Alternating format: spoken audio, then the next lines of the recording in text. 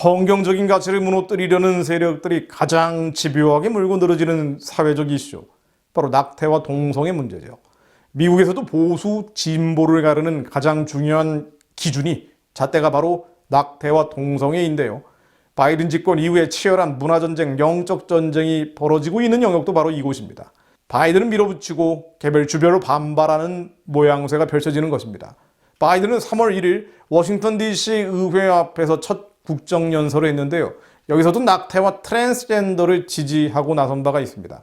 자유와 정의를 위해 여성의 권리를 보호해야 한다면서 뒤가 아닌 앞으로 나아가고 싶다면 의료적 접근과 여성의 선택권을 보호해야 하며 미국 전역의 산모 의료를 계속 발전시켜야 한다고 강조한 것입니다. 또 성소수자 공동체를 옹호하고 인종과 성적 지향 및 성정체성을 차별금지법에 포함시키는 법안인 평등법을 통과시켜달라고 촉구했습니다. 그는 또 젊은 트랜스젠더 미국인들에게 메시지를 전하면서 나는 항상 여러분의 대통령으로서 여러분을 지지할 것이라면서 여러분은 신이 주신 잠재력에 도달할 수 있다고 말했습니다. 어이없는 말이죠. 어이없는 말입니다. 태아의 생명을 임의로 죽이는 것이 뒤가 아닌 앞으로 나가는 것이고 정작 여성의 권리를 주장하면서 태아의 생명에 대해서는 말하지 않는 겁니다. 낙태와 동성의 옹호를 자유, 정의, 인권, 심지어 신이 주신 잠재력, 하나님을 원용하면서 참난된 말을 하고 있습니다. 미국 국무부는 오는 4월 11일부터 여권 신청서에 여성과 남성 외에 제3의 성을 가리키는 젠더 X를 추가한다고 하는데요.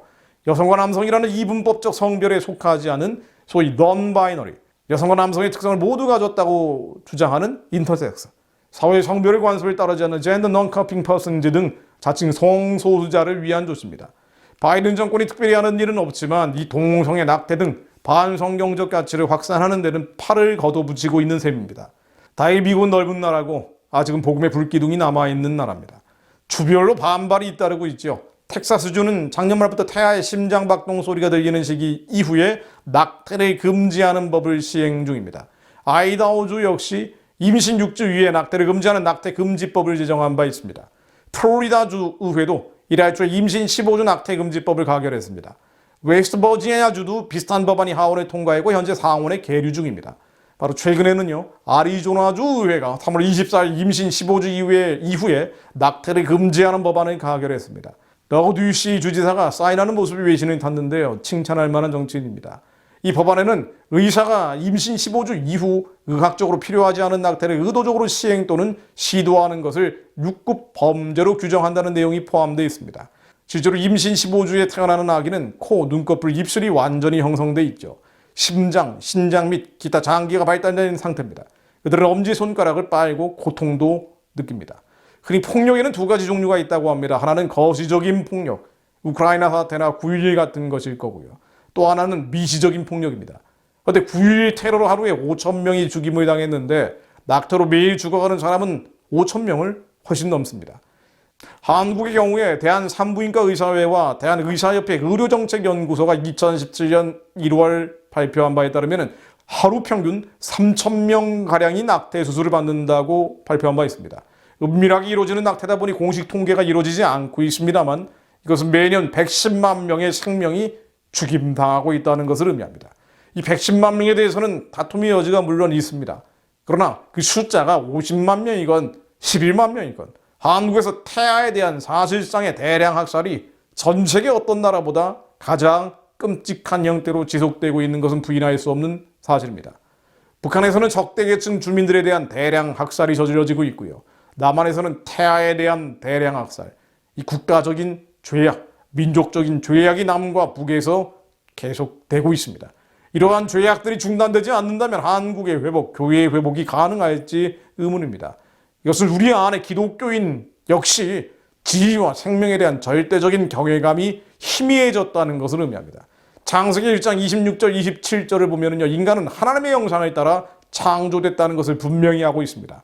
하나님이 이르시되 우리의 형상을 따라 우리의 모양대로 우리가 사람을 만들고 그들로 바다의 물고기와 하늘의 새와 가축과 온 땅과 땅에 기는 모든 것을 다스리게 하자 하시고 하나님이 자기 형상 곧 하나님의 형상대로 사람을 창조하시되 남자와 여자를 창조하시고 인간의 조롱과 같이 인권이라는 것은요, 성경의 가장 기본적인 가치입니다.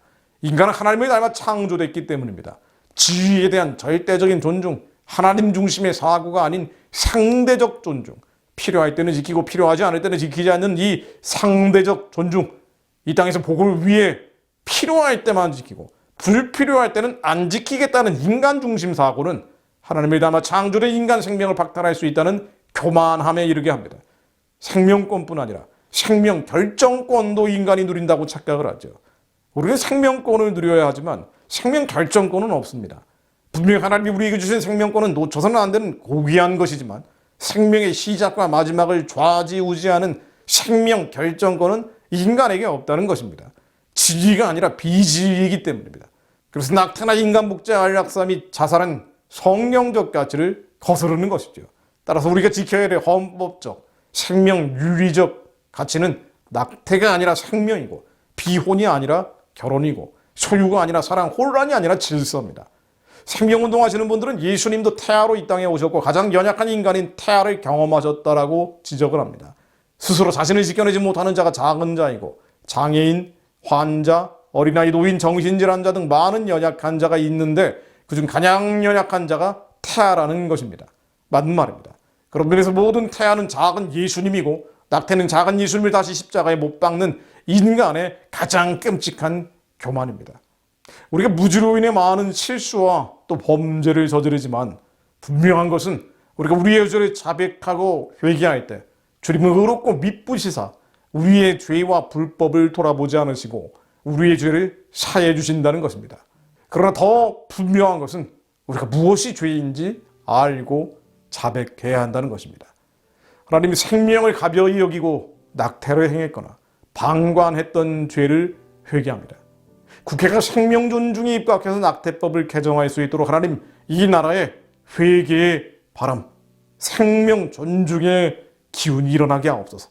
정치인들과 사회 지도자들이 주님을 경외하고 주님의 말씀을 경외하게 하시고 교회가 먼저 생명의 소중함을 강단에서 선포할 수 있게 하옵소서. 모든 이들이 예수님을 앞세운 생명의 행렬에 동참하게 하시고 특히 젊은이들이 동성애, 낙태, 모든 중독으로부터 지켜주시기를 기도드립니다. 생명운동을 통해서 교회가 부흥하고 수많은 생명이 주님께 돌아오게 하시며 지금 북한 땅에서 죽어가는 생명에 대한 연민과 긍휼의 마음, 거저가는 불꽃을 끄지 않으시며 상한 갈대를 꺾지 않으시는 주님의 마음을 깨닫게 하시어 하나님의 착한 일들 감당하는 자들로 이 민족교회를 사용하여 주옵소서.